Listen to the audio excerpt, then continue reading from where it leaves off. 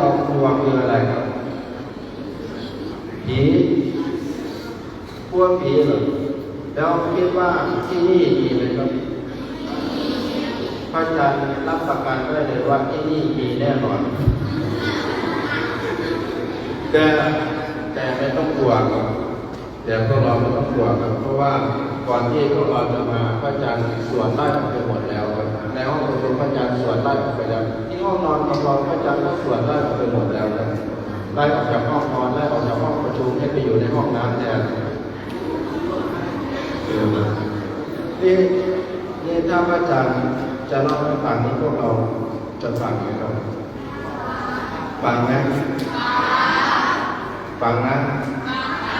ตกลงจะฟังใช่ไหมเรื่องผีนะจริงๆพระอาจารย์ก็อยากเล่าให้ฟังเพราะว่าเคยไปเล่าแล้วเคยเล่าให้นักเรียนฟัง